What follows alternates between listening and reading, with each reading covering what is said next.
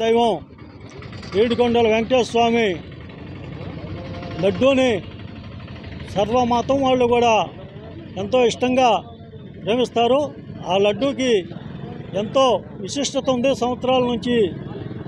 ఎన్నో సంవత్సరాల నుంచి కూడా ఉన్నటువంటి ఆ విశిష్టతను పాడు చేసి నువ్వు దాంట్లో జంతు సంబంధమైన కొవ్వుని కలిపి ఆవు నెయ్యి 320 వస్తుందంటే ఎవడైనా నమ్ముతాడా? నువ్వు మనిషివా దున్నపోతువా?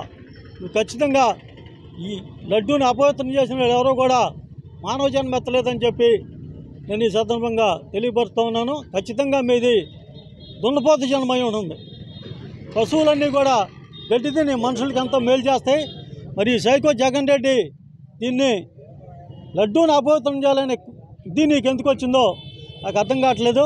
వెంకటేశ్వర స్వామి మీ బాబుని 3 కొండలంటే ఎక్కడికి పంపించాడు, నిన్ను కూడా అదే రకంగా పంపిస్తాడు. నీ టైం కూడా దగ్గర పడింది. ఖచ్చితంగా జగన్మోహన్ రెడ్డి, నేను కలియుగ ప్రత్యక్ష దైవం వెంకటేశ్వర స్వామి సాక్షిగా చెబుతూ ఉన్నాను.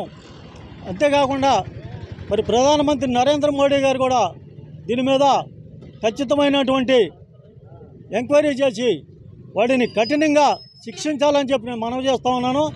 మిస్టర్ జగన్ రెడ్డి, నువ్వు ఇప్పుడు నీ సైకో తత్వం అంటే ఎట్లా ఉందో నాకైతే తెలియదు, కానీ నీకంటే సైకోలుగా ఇవాళ మారిపోయారు వెంకటేశ్వర స్వామి భక్తులు. నువ్వు ఎక్కడైనా కనపడితే మేము దిష్టిబొమ్మని తగలబెట్టాం, ఖచ్చితంగా నీ మీద పెట్రోల్ పోసి తగలబెట్టా ఇస్తారు వెంకటేశ్వర స్వామి భక్తులు అని చెప్పి దానికి సిద్ధంగా ఉండమని చెప్పి కూడా ఈ సందర్భంగా హెచ్చరిస్తూ ఉన్నాం.